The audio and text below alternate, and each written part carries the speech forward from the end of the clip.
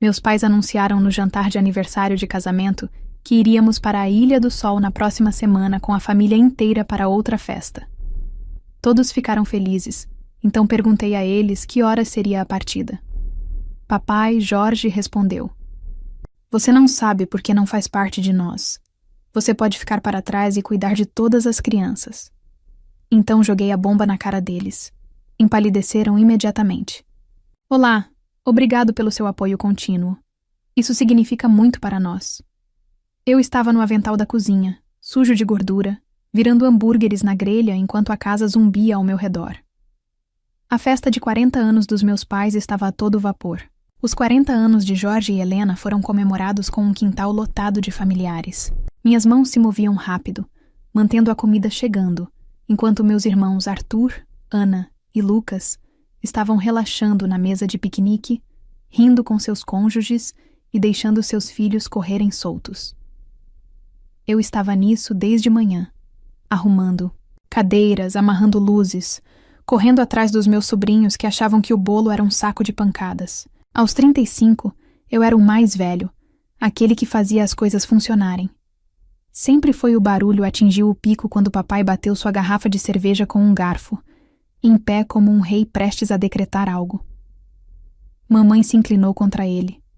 Seu sorriso, largo, e a multidão silenciou. "Temos um anúncio", ele disse com a voz rouca de anos de ordens latindo. "Semana que vem vamos levar toda a família para a Ilha do Sol, outra festa, mas com areia e sol." Aplausos irromperam. Arthur fez um bambolê. Ana bateu palmas, e o garoto gritou sobre surf. Eu senti uma onda de excitação também. Ilha do Sol parecia um sonho, uma pausa da rotina.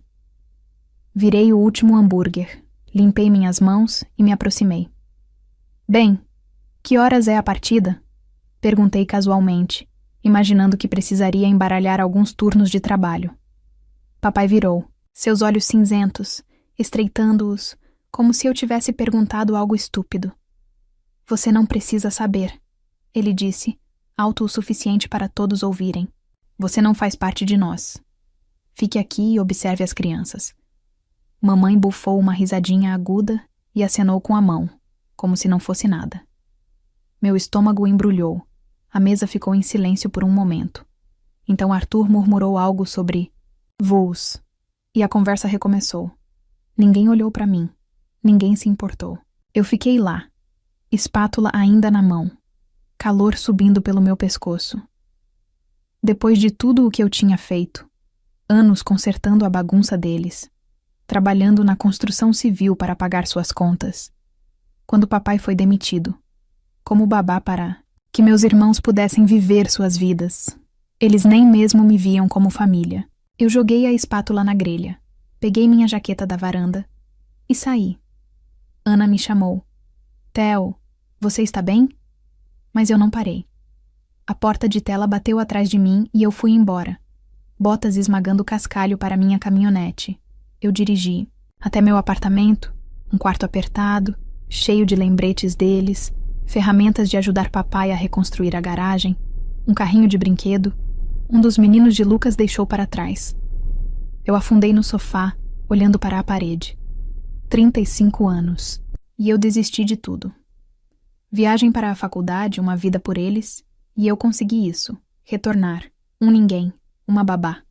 A raiva ferveu quente e rápido, mas por baixo dela havia outra coisa, cansaço profundo. Eu não conseguia mais fazer isso. Pensei na Ilha do Sol, nas praias que eu nunca veria, e então, em um lugar que eu sempre quis ir. Marina Azul, uma cidade, costeira, a algumas horas de distância. Todas as docas, ondas e liberdade. Eu dirigi uma vez anos atrás, e isso ficou comigo. Ninguém precisava de mim lá. Ninguém me conhecia. Esse era o ponto. Eu não dormi. Peguei uma mochila do armário e comecei a arrumar. Jeans, algumas camisas, minhas velhas botas de trabalho. Nenhum plano, apenas movimento. Peguei minhas economias, um maço fino de dinheiro de horas extras e verifiquei o horário. Do ônibus no meu telefone. Havia um saindo às 5h da manhã. antes mesmo do sol pensar em nascer. Eu hesitei, polegar pairando sobre o número de Maria. Ela tinha 16 anos, a mais nova, a única que parecia me entender. Mas eu não liguei. Ela tentou me convencer do contrário, e eu não podia pagar isso agora. Não. O relógio marcava 3h da manhã. Coloquei a bolsa no ombro, tranquei a porta e caminhei até a estação. O ar estava fresco, as ruas estavam vazias e meu peito estava apertado, como se eu estivesse traindo algo, mas continuei andando. O ônibus parou, uma coisa cinza enorme, e eu entreguei minha passagem. O motorista não fez perguntas. Sentei-me perto da janela, perto do fundo, e observei minha cidade encolher enquanto saíamos. Posto de gasolina, loja de ferragens, a casa em que cresci, tudo desaparecendo na escuridão. Inclinei minha cabeça contra o vidro. CL. Eles descobririam que eu tinha ido embora eventualmente, quando precisassem de alguém para limpar narizes ou preparar lanches. As palavras do pai ecoaram. Você não faz parte de nós. Tudo bem, se eu não fizesse parte deles, eu seria parte de outra coisa, algo meu. O ônibus roncava, me levando em direção à Marina Azul, uma cidade que eu mal conhecia, e pela primeira vez em anos me sentia acordado. Assustado? Sim, mas acordado. Eu não olhei para trás. O ônibus parou bruscamente assim que o sol apareceu no horizonte, e eu desci para a Marina Azul.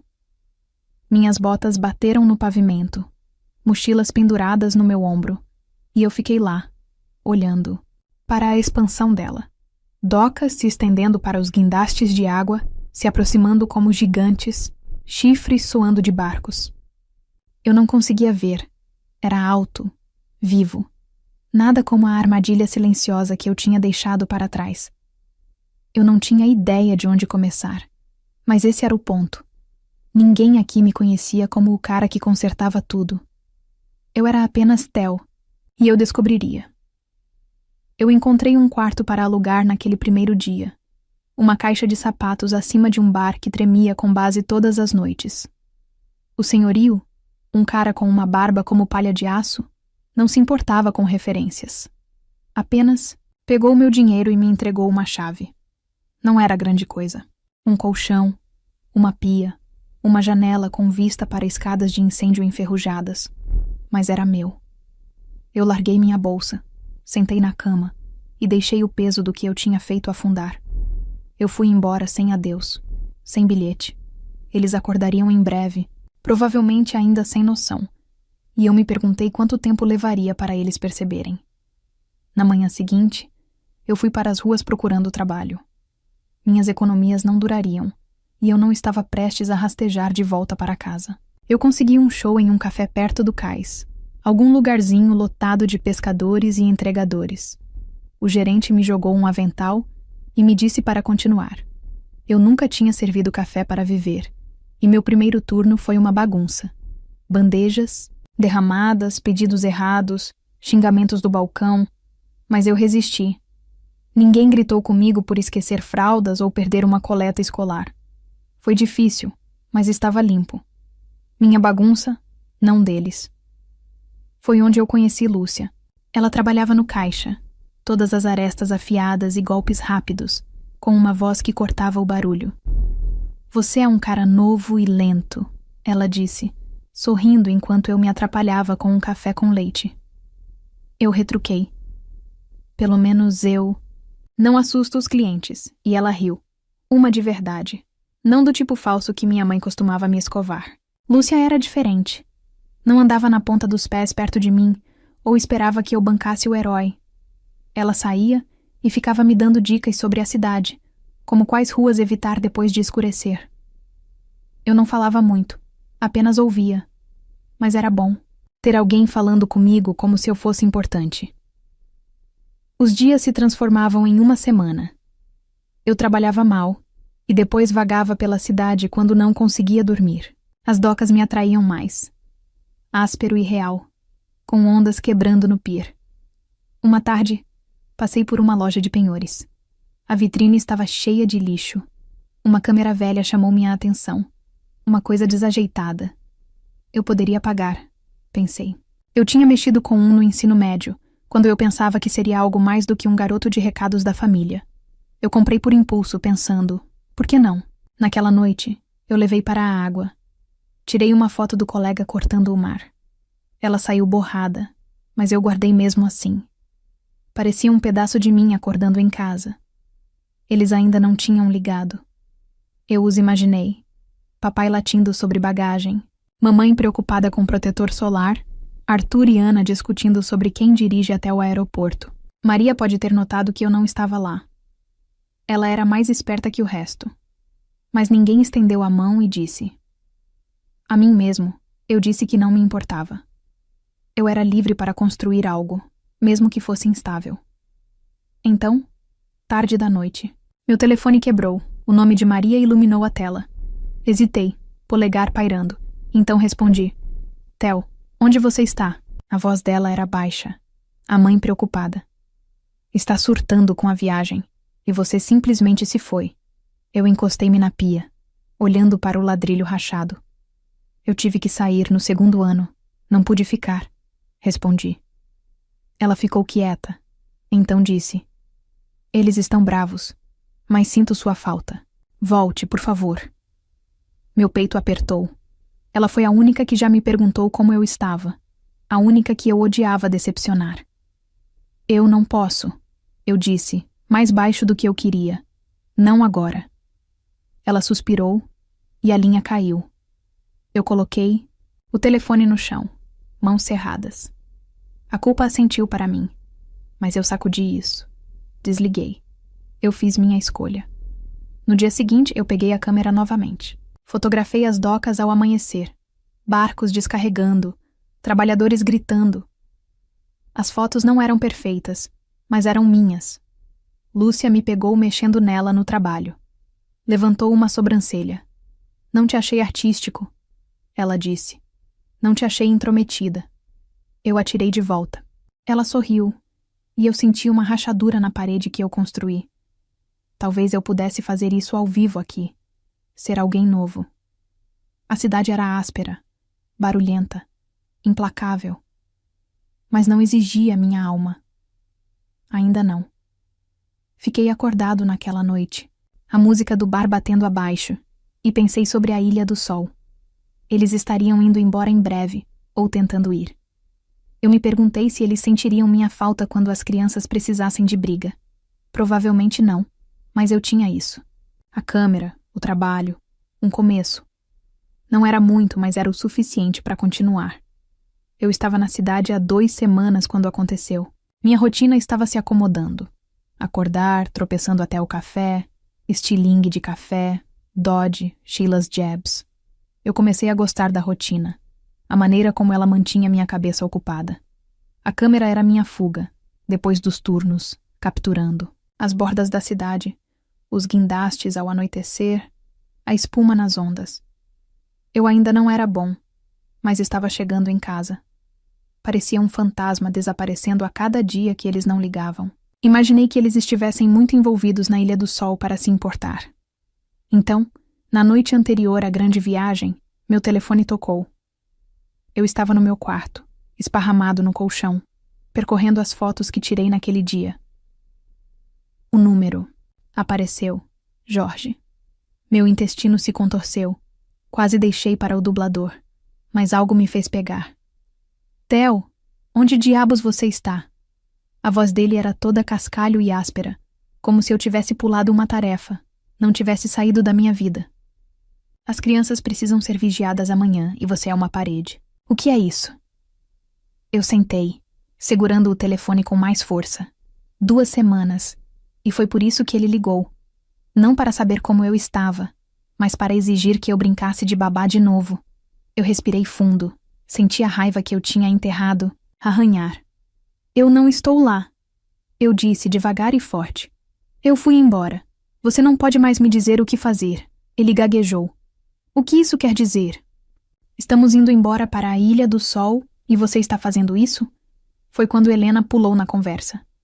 Eu a ouvi pegar o telefone, seu tom afiado como uma lâmina. Theo, você está sendo egoísta. Depois de tudo que fizemos por você, É assim que você nos retribui? Tudo que eles fizeram? Eu quase ri. Anos de mim sustentando-os, consertando o telhado, resgatando Arthur da dívida, cuidando de seus netos. E ela teve a coragem de dizer isso. Eu fiquei andando de um lado para o outro no pequeno quarto. Eu ajudaria Hel de volta por décadas, derramando retribuir. Eu tenho sido seu capacho desde os 18 anos. Pulei a faculdade para pagar suas contas. Trabalhei minhas mãos em carne viva para que você pudesse sentar-se bonito. E você me diz que eu não sou parte de você? Eu cansei de cuidar das crianças. Você mesmo, mãe, gazeou. Então, estalou. Ingrato. É isso que você é. Você vai se arrepender disso.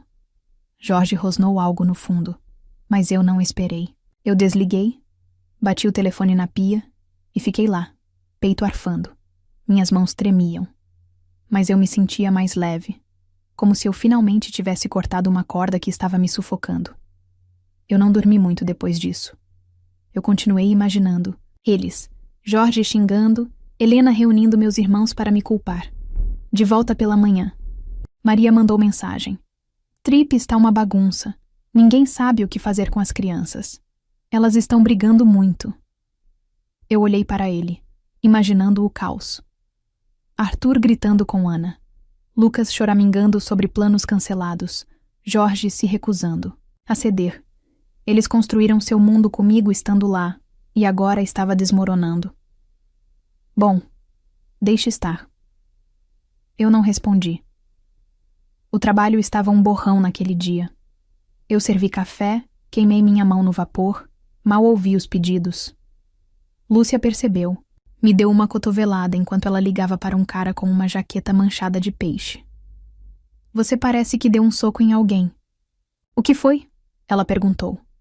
Eu dei de ombros e murmurei. Porcaria de família. Ela não insistiu, mas depois do nosso turno, ela me encurralou perto dos armários. Tenho uma aula de fotografia hoje à noite. Um amigo meu dá aula. Você deveria vir aqui para colocar a cabeça no lugar. Eu não estava com vontade de companhia, mas era difícil argumentar com o sorriso dela. Tudo bem, eu disse, pegando minha câmera. A aula era em um depósito, uma dúzia de pessoas com tripés e lentes sofisticadas. Eu me senti deslocado com meu ferro velho da loja de penhores, mas o cara que estava liderando, um cara magro chamado Gustavo, não se importou. Ele falou sobre enquadrar fotos, ver histórias no mundano. Nós fomos para fora depois de tirar fotos nas docas, sob as luzes da rua. Eu tenho uma decente, 2 trabalhadores descarregando caixas. Sombras se estendendo longas. Gustavo disse, você tem um olho. Continue. Não foi muito, mas ficou comigo.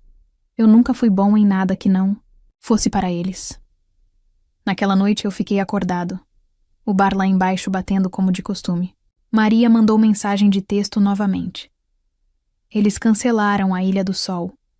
Papai não vai pagar por babás e ninguém se apresentando. Eu sorri, imaginando seus rostos.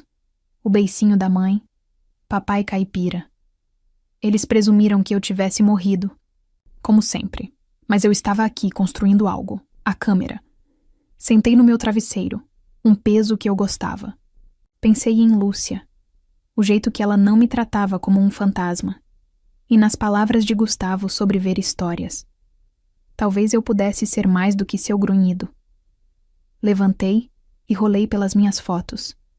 Trabalhadores do cais, agitando no meio do voo.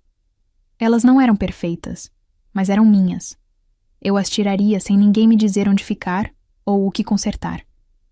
O telefone tocou de novo. Maria. Eu queria que você ligasse, disse ela. Eu queria 2 palavras para ela, mas ainda não. Ela entenderia um dia. Eu coloquei o telefone de lado e peguei a câmera, em vez disso. Amanhã, eu fotografaria as ondas ao amanhecer, enquanto elas quebram, quer minha família se entenda ou não. E eu estaria lá, sem cuidar da bagunça de ninguém, exceto da minha própria. Eu estava na cidade há 3 meses quando meu pai apareceu. Naquela época, eu já tinha criado um ritmo. turnos de café até tarde da noite com a câmera. Uma vida que não girava em torno das demandas de ninguém. A sala acima do bar ainda tremia com o barulho, mas eu tinha me acostumado. Até gostava de como isso abafava meus pensamentos. O trabalho estava mais estável agora. Eu conseguia preparar um café com leite sem xingar baixinho. Lúcia tinha se tornado uma figura sempre por perto. Seus jabs rápidos e ideias, como a aula de fotografia, que se transformou em algo semanal. Eu comecei um portfólio de fotos das docas e das pessoas que trabalhavam lá. Matéria-prima, Gustavo disse, que eu poderia ir a algum lugar. Eu estava começando a acreditar nele. Naquele dia eu estava atrás do balcão, limpando a máquina de café expresso, quando a porta se abriu e lá estava ele.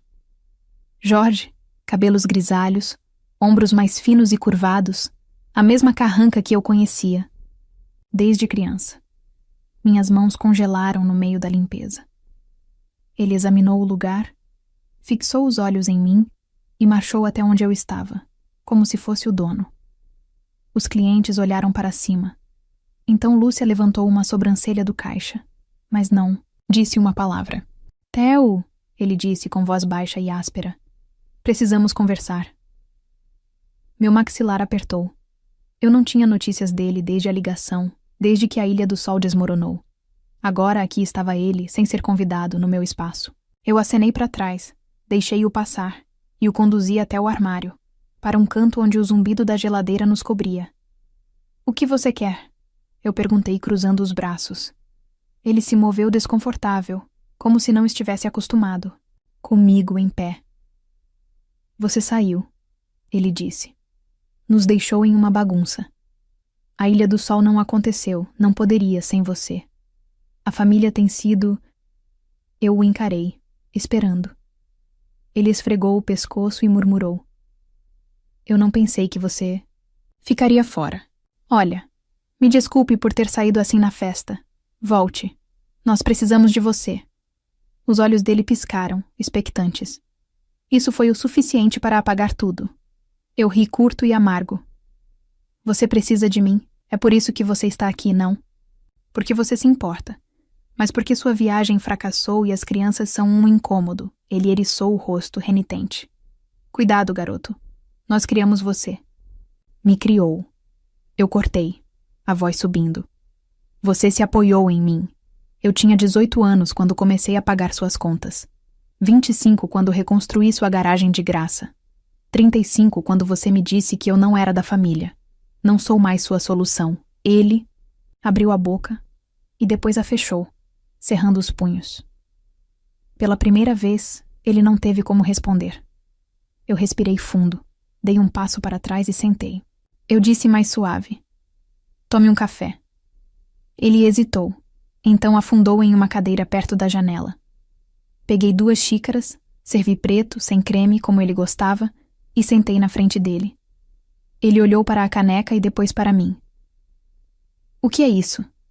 Ele resmungou, acenando para a câmera pendurada no meu ombro. Eu a deslizei para a mesa e folheei as capturas de tela do pier, um pescador puxando redes. Algo que estou fazendo, eu disse. Ele olhou para elas em silêncio. Então empurrou a câmera para trás.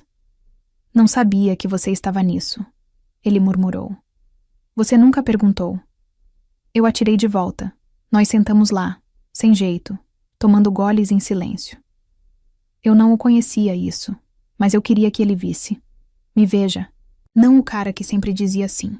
Ele terminou seu café, ficou de pé. Pense sobre isso, ele disse, portas abertas. Eu balancei minha cabeça.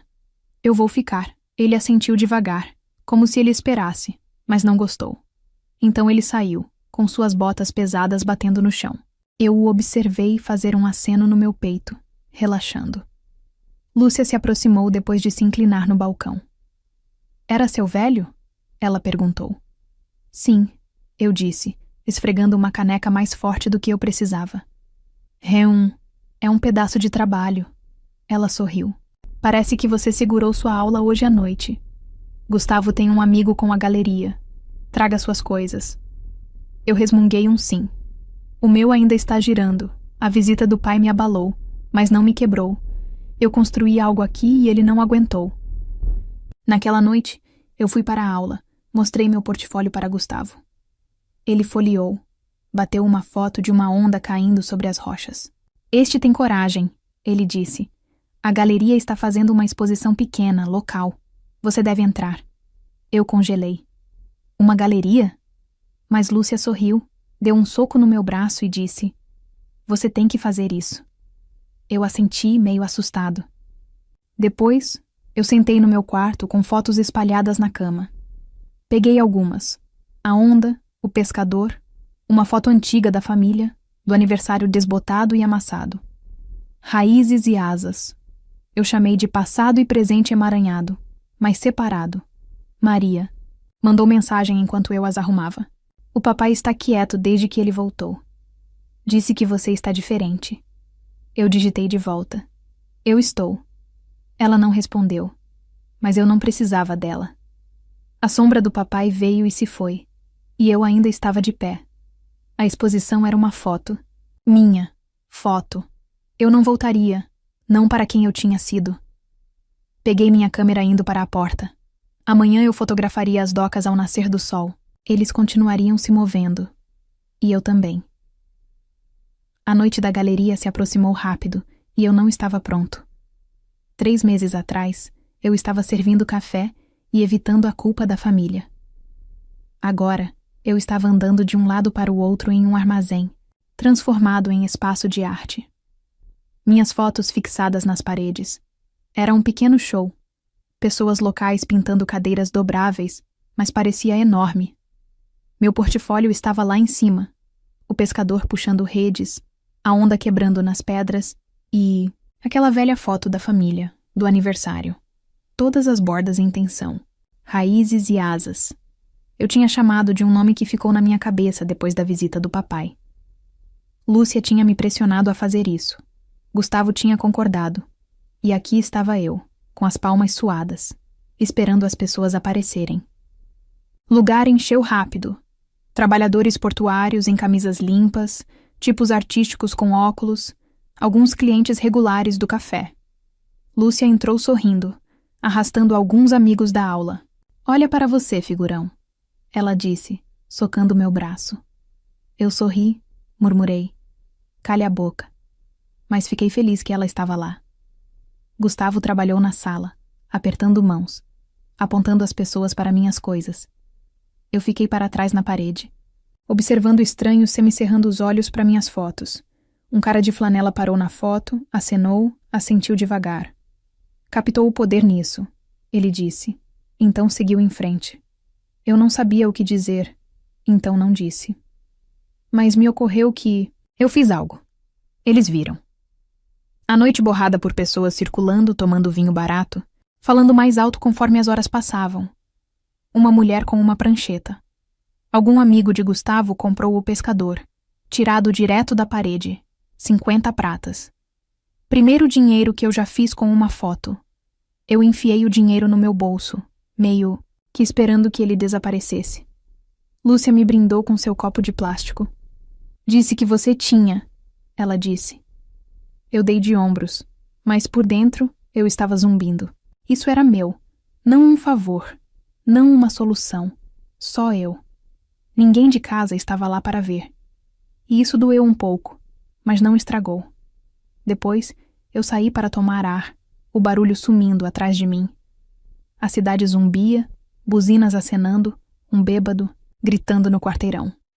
Eu me inclinei contra a parede, pensando em quão longe eu tinha chegado. Aquela viagem de ônibus para fora da cidade, a ligação com o papai, o café que eu tinha servido para ele, pareciam anos atrás, não meses. Meu telefone vibrou no meu bolso. Maria. Eu abri a mensagem. Ouvi que você está bem. Papai e mamãe estão tentando a Ilha do Sol de novo, levando as crianças dessa vez. Estranho sem você. Eu olhei para ela, imaginando-os. Pai resmungando sobre bagagem, mãe machucando os netos. Arthur e Ana provavelmente ainda bravos com o primeiro fracasso. Eles descobriram, ou quase isso, Eu digitei de volta. Fico feliz que eles estejam indo. Estou bem aqui. Ela enviou um polegar para cima e foi isso. Eu não sentia mais vontade de voltar. As palavras de Maria costumavam me deixar nervoso, me fazer desistir. Vá embora agora. Não. Eles seguiram em frente, e eu também. A porta da galeria se abriu. Lúcia colocou a cabeça para fora. Você está se escondendo? Vamos. Gustavo está terminando. Eu a segui. Peguei o final dele agradecendo a todos. Ele acenou para mim e disse: Theo's Works. Tem algo real. Fiquem de olho nele. Alguns aplaudiram, e eu abaixei minha cabeça. Não estou acostumado com a atenção. Acabou rápido, e eu ajudei a empilhar cadeiras. O ônibus ainda zumbia sob minha pele quando o lugar ficou vazio. Peguei minha câmera e saí. Era tarde, mas eu não estava cansado. Caminhei até a praia, a cidade ficando mais fina atrás de mim, até que era só eu e a água. O amanhecer estava próximo, o céu cinza, as ondas inquietas. Montei meu tripé, enquadrei uma foto. Uma única onda se formando, prestes a quebrar. Cliquei no obturador. Prendi a respiração quando ela caiu. A tela iluminou com ela, nítida, viva. Eu sentei lá, nas rochas, observando a luz se espalhar e senti algo se estabelecer. Não exatamente paz, mas perto. Pensei na foto de família, na galeria, na parede, a carranca do pai, sorriso forçado da mãe. Eu nas costas, meio cortado. Sempre fez parte de mim. Aquela vida, aqueles anos. Eu dei a eles, mas isso, a câmera, a cidade, a onda, era o que eu tinha escolhido. Eles estavam na Ilha do Sol agora, ou a caminho. E eu não me ressentia disso. Eles construíram algo sem mim, e eu construí isso. Os laços ainda estavam lá, desfiados e finos, mas eu não precisava consertá-los. Ainda não. O sol nasceu sobre o horizonte, e eu arrumei as botas, esmagando o cascalho. Eu iria para o café do Porto mais tarde, tomar café, talvez mostrar o escudo do tiro que Gustavo tinha mencionado. Outra exposição. E eu já estava pensando no que eu iria fotografar em seguida. A cidade se estendia à minha frente, áspera e barulhenta, e eu entrei nela, câmera pendurada no meu ombro. Eu não era mais o cara que ia embora, ou o que ficava muito tempo. Eu era apenas Theo, e isso era o suficiente.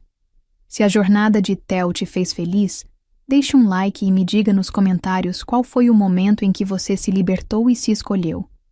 Inscreva-se para mais histórias como essa e aperte o sino para não perder a próxima. Obrigado por ouvir. Até a próxima história.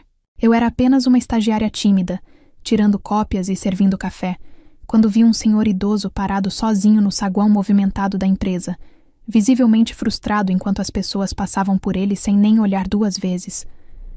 Quando percebi que ele era surdo e estava tentando se comunicar, me aproximei e fiz um sinal simples. Olá, posso ajudar? Eu não fazia ideia de que o CEO da empresa estava observando tudo. Antes de começar, fiquei curiosa. Você já aprendeu alguma habilidade para ajudar alguém que ama? Me conta nos comentários. Agora, deixa eu te levar de volta àquela manhã de terça-feira que mudou minha vida. 6 meses atrás, eu era a pessoa mais invisível da Meridian Communications. Aos 22 anos, eu era uma estagiária júnior de marketing que passava os dias tirando cópias, organizando armários de materiais e tentando passar despercebida em uma das agências de publicidade mais prestigiadas de Chicago. Eu era o tipo de pessoa que almoçava sozinha na mesa, que subia pelas escadas para evitar conversa no elevador e que nunca tinha aberto a boca em uma reunião. Nem uma vez. Nem sempre fui assim. No ensino médio, eu era confiante, extrovertida, até popular, mas a faculdade foi uma sequência de pequenas frustrações e rejeições que foram destruindo minha autoestima aos poucos. Quando me formei em comunicação, eu já me sentia uma sombra de quem eu tinha sido. O estágio na Meridian deveria ser meu recomeço, minha chance de provar meu valor no mundo real. mas acabou virando só mais um lugar onde eu me sentia pequena e insignificante. A única coisa que realmente dava sentido à minha vida era meu irmãozinho Danny. Ele tinha 8 anos e nasceu surdo. Enquanto nossos pais tinham dificuldade para aprender língua de sinais, eu mergulhei nisso com uma dedicação que surpreendeu todo mundo, inclusive eu mesma. Passei horas treinando, assistindo vídeos e fazendo aulas no centro comunitário. Danny virou minha motivação para dominar algo que de fato importava. Algo que pudesse fazer diferença na vida de alguém. Quando comecei na Meridian, eu já era fluente em língua americana de sinais. Era a única habilidade da qual eu realmente me orgulhava, mesmo achando que não tinha utilidade nenhuma no trabalho. No mundo corporativo de campanhas e apresentações para clientes, minha habilidade de me comunicar com pessoas surdas parecia um talento bonito, mas inútil, como saber tocar violino em um mundo que só valoriza guitarra elétrica. A manhã que mudou tudo começou como qualquer outra. Era uma terça-feira de outubro e o prédio da Meridian estava naquele caos típico de sempre. Estávamos no meio da preparação para uma apresentação importante e todo mundo estava estressado, com pressa e focado nas próprias tarefas. Eu estava na recepção ajudando a organizar materiais quando reparei nele. Era um senhor já de idade, provavelmente na casa dos 70 anos, impecavelmente vestido com um terno azul marinho que parecia caro e muito bem ajustado. O cabelo grisalho estava perfeitamente arrumado, e ele se comportava com uma dignidade tranquila que mostrava uma vida inteira de sucesso e respeito. Mas tinha algo nos olhos dele, uma mistura de frustração e tristeza, que me apertou o coração. Ele estava na recepção tentando se comunicar com Jessica, nossa recepcionista.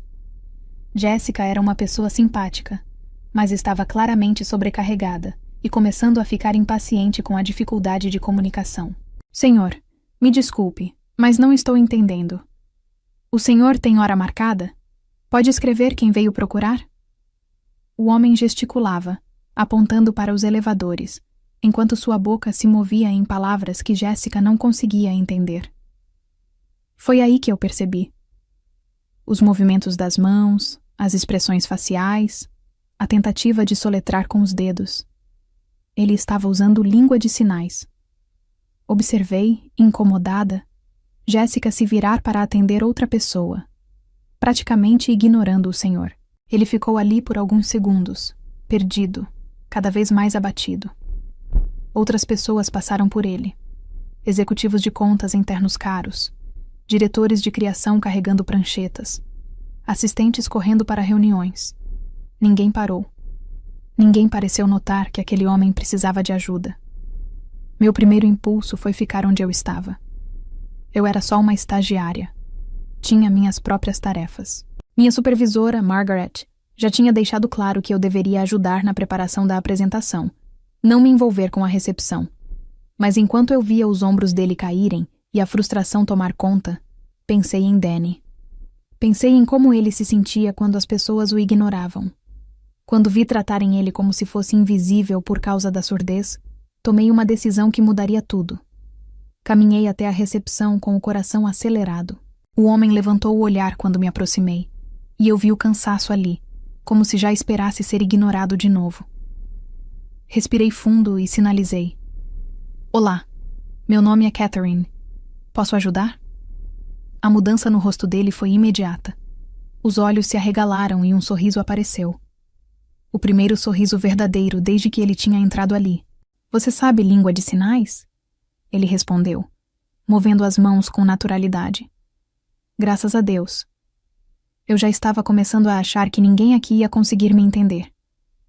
Sinto muito que tenha passado por isso, respondi em sinais. Como posso ajudar? Eu vim ver meu filho, ele explicou, mas não sei como falar com ele. Não tenho horário marcado. E a recepcionista? Ele apontou para Jessica, que atendia outra pessoa. Ela parece muito ocupada.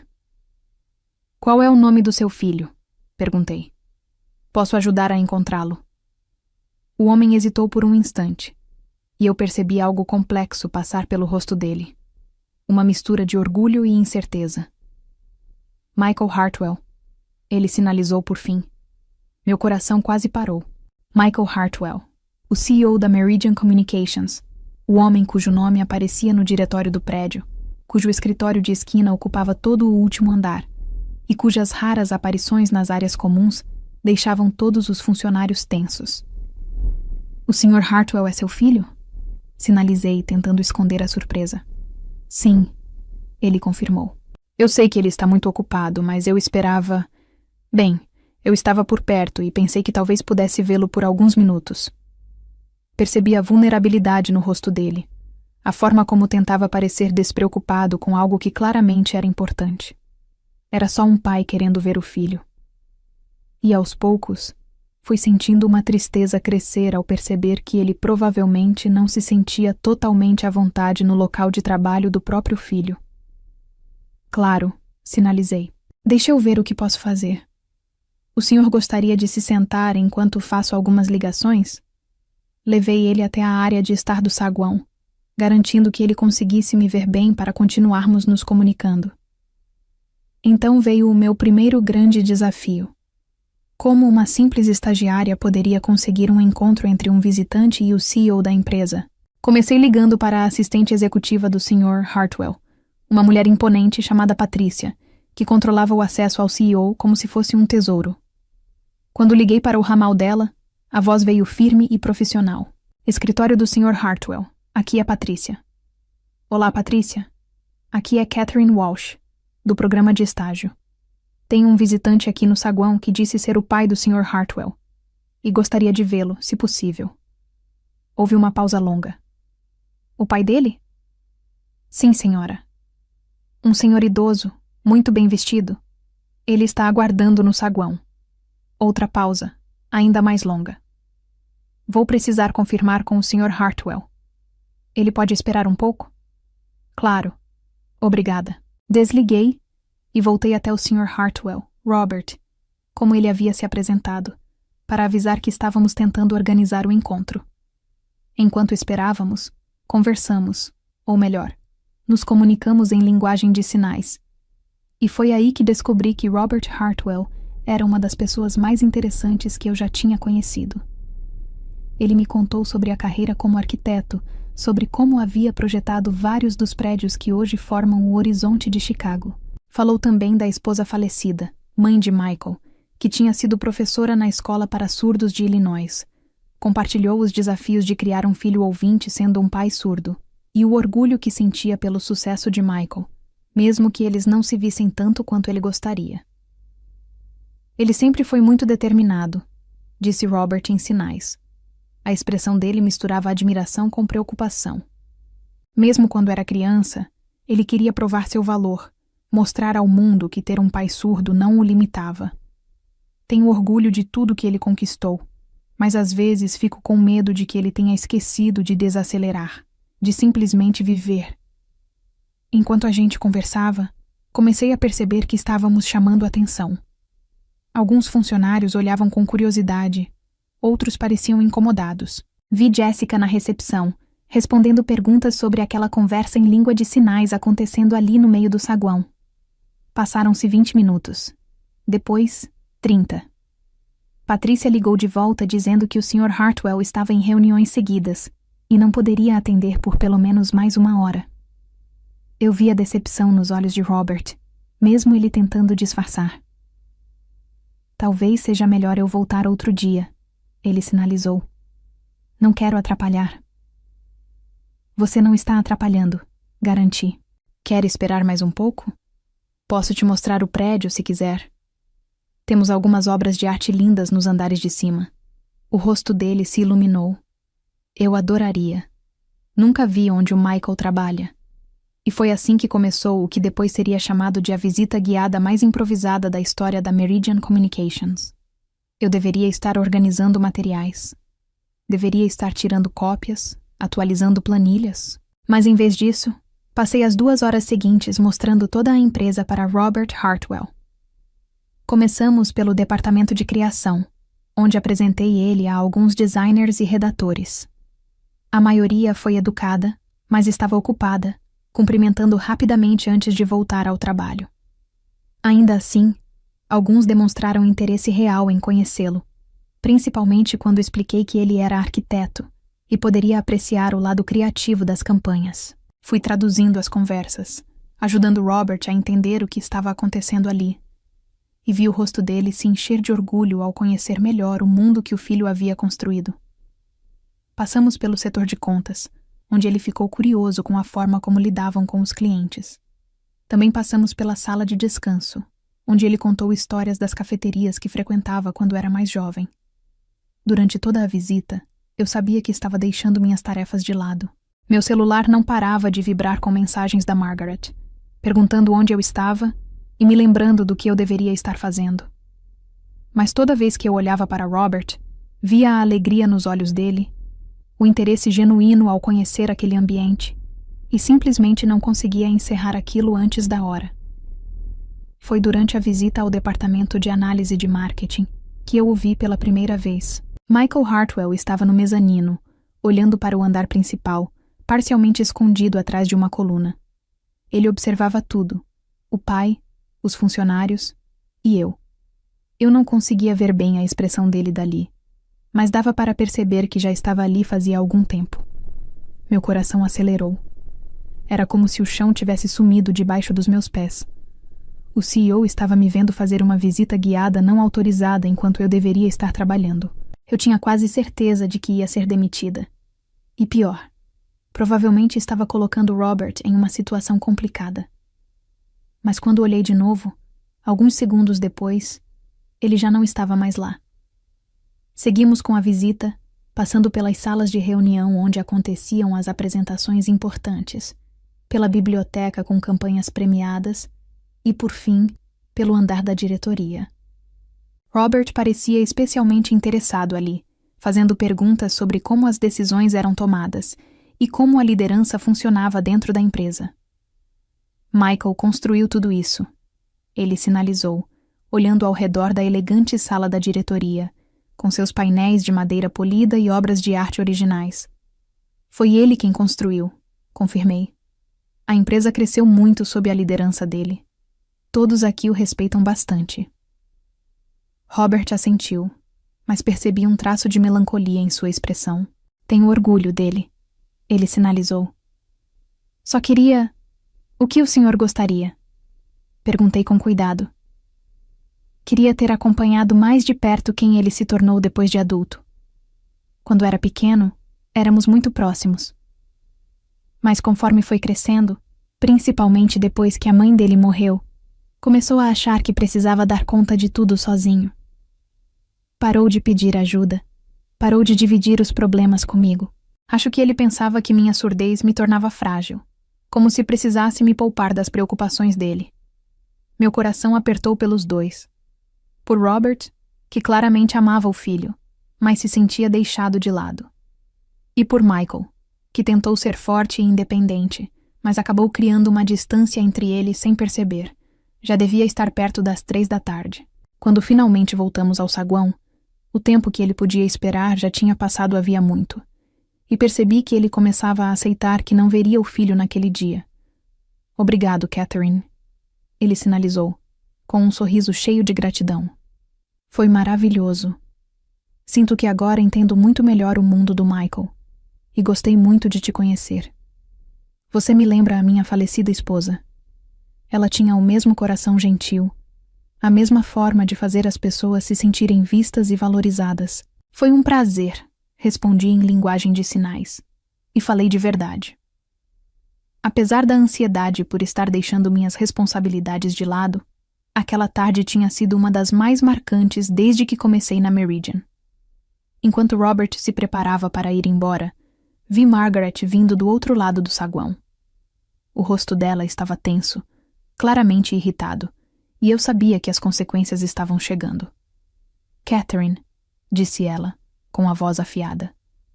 Preciso falar com você agora. Virei para Robert para explicar que precisava ir, mas antes que eu pudesse sinalizar qualquer coisa, uma voz atrás de mim interrompeu. Na verdade, Margaret, eu preciso falar com a senhorita Walsh primeiro. Virei e dei de cara com o próprio Michael Hartwell. Meu coração disparou.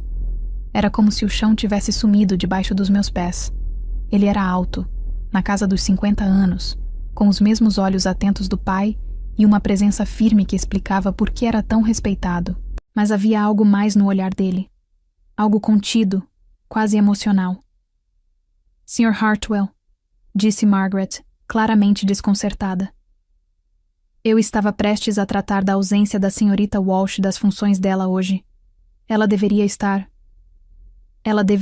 ajudando meu pai, interrompeu Michael, em tom calmo, sem tirar os olhos de mim.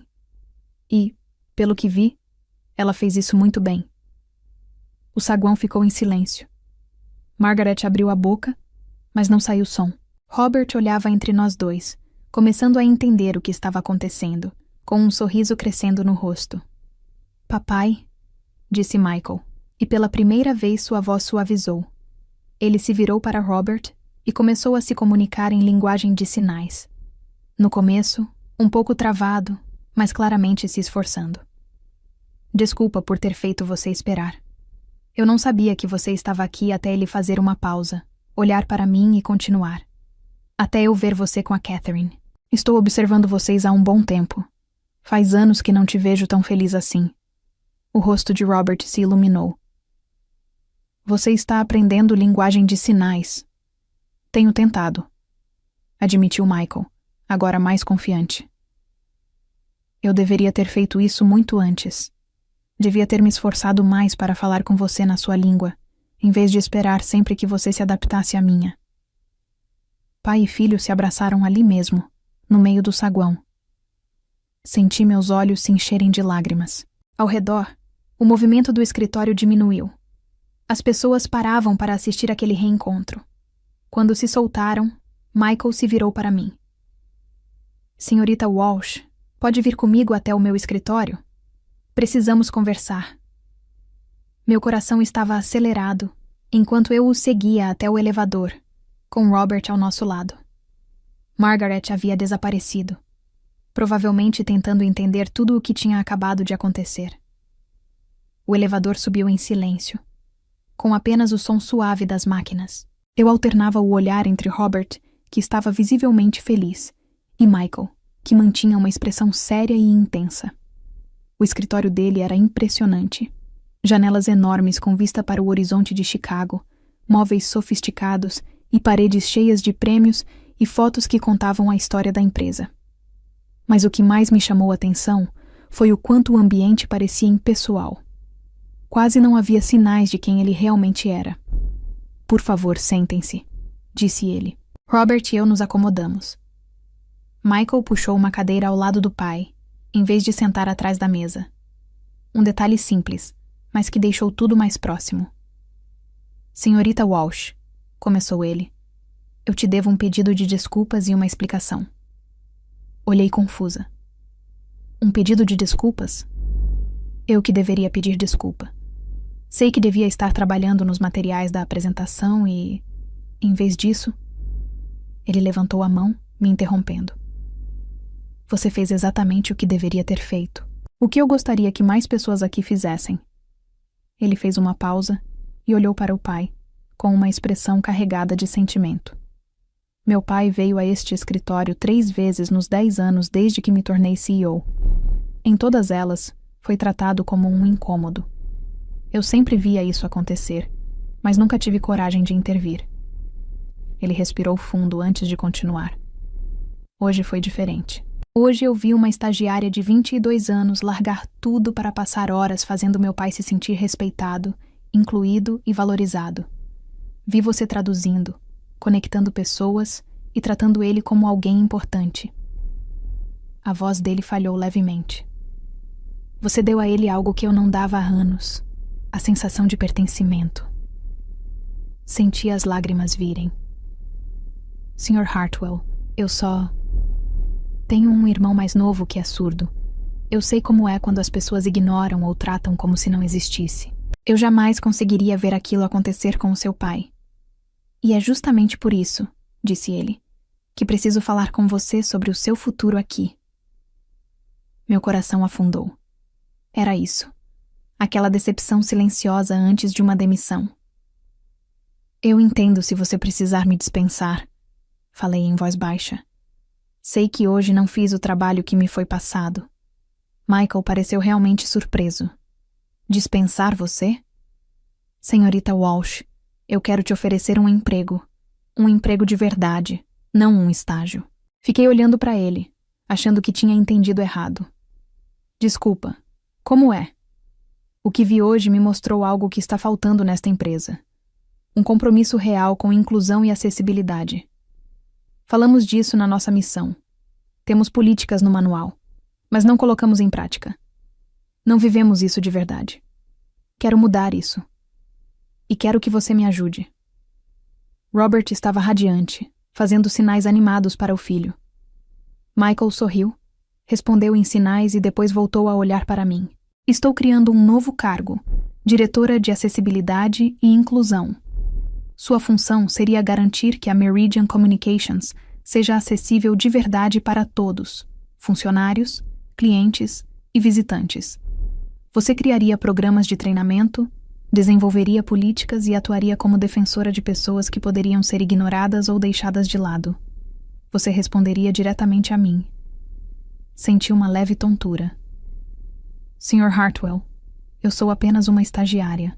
Não tenho experiência com recursos humanos nem com criação de políticas. Ainda nem terminei a faculdade. Estou no último semestre. Você tem algo mais importante do que experiência. Você tem empatia. Você consegue enxergar as pessoas como indivíduos, não como inconvenientes. E tem uma habilidade que pode transformar completamente esta empresa. Ele fez uma pausa. O cargo tinha um salário alto, benefícios completos e autoridade para implementar mudanças reais. Você responderia direto para mim. Olhei para Robert, que praticamente vibrava de alegria, e depois voltei para Michael. Eu nem sei o que dizer. Diga que vai pensar, ele sugeriu. Tire o fim de semana, mas espero que aceite. Esta empresa precisa de alguém como você. Eu preciso de alguém como você.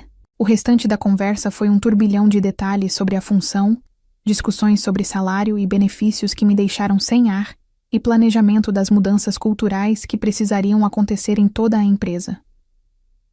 Quando saí do escritório de Michael, minha vida tinha virado de ponta cabeça. Robert me abraçou ao se despedir, agradecendo várias vezes em sinais. Você me devolveu meu filho, disse ele, e deu a ele algo que ele nem sabia que estava faltando. Michael nos acompanhou até o elevador, e quando as portas começaram a se fechar, disse: Catherine, obrigado por enxergar ele, por perceber o que realmente importava. Naquela noite, cheguei em casa e liguei para meus pais, depois para Danny, tentando explicar tudo o que tinha acontecido. Danny foi o mais empolgado de todos. Você vai ajudar outras pessoas surdas no trabalho? Perguntou em Azel durante a chamada de vídeo. Que incrível! Você vai ser tipo um super-herói para pessoas como eu. O entusiasmo dele era contagiante. Na manhã de segunda-feira, eu já sabia qual seria a minha resposta. Comecei no novo cargo na semana seguinte. Minha primeira tarefa foi fazer uma análise completa de acessibilidade em todo o prédio e nas políticas da empresa. O que encontrei foi ao mesmo tempo frustrante e motivador. A Meridian Communications, como muitas empresas, tinha boas intenções, mas pouca noção do que inclusão realmente significa. Nos 6 meses seguintes, implementei mudanças profundas. Instalamos sistemas de alerta visual por todo o prédio. Contratamos intérpretes de ASL para todas as reuniões e eventos. Criamos regras de acessibilidade para materiais de marketing e apresentações. E o mais importante, tornamos obrigatório o treinamento em inclusão para todos os funcionários, começando pela liderança. As sessões de treinamento foram transformadoras. Convidei palestrantes da comunidade surda, incluindo Robert, que compartilhou suas experiências e ajudou todos a entender o impacto das atitudes e da falta delas. Também dei aulas básicas de língua de sinais no horário de almoço e fiquei impressionada com a quantidade de pessoas interessadas em aprender. Margaret, minha antiga supervisora, foi uma das mais dedicadas. Eu não paro de pensar naquele dia, ela me disse depois de uma das aulas. Eu estava tão focada nas tarefas que pareciam urgentes que ignorei o que realmente importava. Não quero repetir esse erro. As mudanças não ficaram só na comunidade surda. Ampliamos as iniciativas para incluir adaptações para pessoas com mobilidade reduzida, deficiência visual e outras necessidades. Criamos parcerias com organizações locais para melhorar nossas contratações. Também reformulamos nosso site e materiais para torná-los mais acessíveis. Mas a maior transformação foi cultural. A empresa, que antes só valorizava produtividade e eficiência, passou a priorizar empatia e inclusão como pilares do negócio. As pessoas começaram a se importar umas com as outras de verdade. O saguão, que antes ignorava visitantes como Robert, se tornou um espaço acolhedor onde todos eram tratados com respeito. 6 meses depois daquela terça-feira que mudou tudo, a Meridian Communications recebeu um prêmio nacional de inclusão no ambiente de trabalho. Na cerimônia, Michael pediu que eu aceitasse o prêmio em nome da empresa. Este reconhecimento pertence a todos na Meridian que escolheram enxergar a inclusão não como um problema, mas como uma oportunidade de evoluir. Eu disse isso no meu discurso, mas a maior gratidão é para um homem que me ensinou que a habilidade mais importante nos negócios não é fechar contratos ou administrar números. É saber enxergar a humanidade em cada pessoa que cruza o seu caminho. Na plateia, Robert brilhava de orgulho, aplaudindo em sinais. Ao lado dele, Michael também sorria, e dava para perceber que a relação entre os dois tinha mudado completamente. Eles passaram a almoçar juntos todas as sextas-feiras, e Michael já dominava a língua americana de sinais o suficiente para conversar de verdade com o pai sobre tudo, desde trabalho até memórias da família. A estagiária tímida que antes se sentia invisível encontrou sua voz ajudando outras pessoas a encontrarem a delas. E nesse processo, aprendi que, às vezes, o gesto mais poderoso é simplesmente perceber alguém que está sendo ignorado e escolher enxergar essa pessoa de verdade como o ser humano valioso que ela é. Meu irmãozinho Danny agora visitava o escritório com frequência, e ver ele interagir com tanta confiança com pessoas que aprenderam língua de sinais por causa dele sempre me emocionava.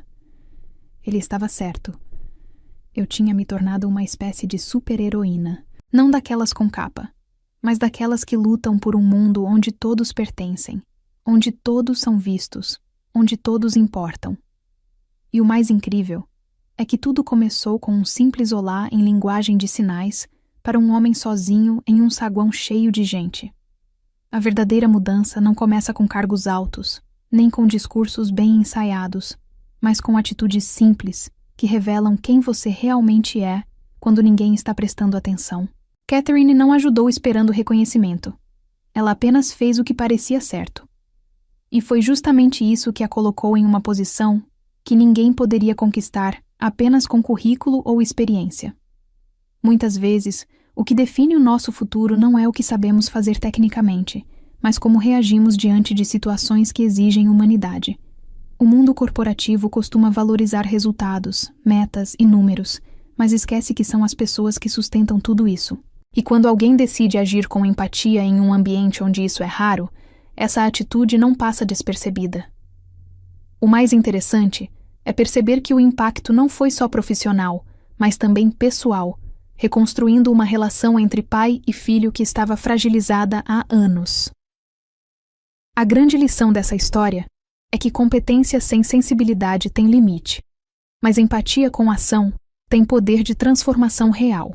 Catherine não era a mais experiente, nem a mais confiante, mas foi a única que enxergou o que realmente importava naquele momento. Isso mostra que oportunidades muitas vezes se escondem em situações que parecem pequenas ou até inconvenientes. Enquanto todos estavam focados em suas tarefas e prazos, ela escolheu parar e ajudar alguém. E foi exatamente essa decisão que mudou sua vida. No mundo real, nem sempre quem segue todas as regras é quem mais cresce, mas sim quem entende quando é necessário ir além delas. Além disso, a história também revela algo importante sobre liderança. Michael só percebeu o que estava faltando na empresa quando viu alguém praticando aquilo que ele nunca teve coragem de fazer. Isso nos lembra que liderar não é apenas comandar, mas reconhecer falhas e ter coragem de mudar. Agora me diz, Quando você se depara com alguém sendo ignorado em um ambiente onde todos fingem não ver, você se posiciona ou finge que não viu para não se expor? E, se ninguém estivesse te observando, suas decisões seriam as mesmas ou completamente diferentes? Escreve aqui nos comentários, eu quero muito saber. E não esquece, deixa também o seu comentário com uma classificação de 1 a 10 para mostrar o quanto você gostou, porque assim eu consigo trazer mais vídeos que sejam interessantes para você. Às vezes, os menores gestos geram as maiores mudanças. Às vezes, tudo o que é preciso é alguém disposto a parar, perceber e se importar. E às vezes, quando você tem coragem de estender a mão para alguém que foi ignorado, descobre que não mudou só a vida daquela pessoa, mas também a sua.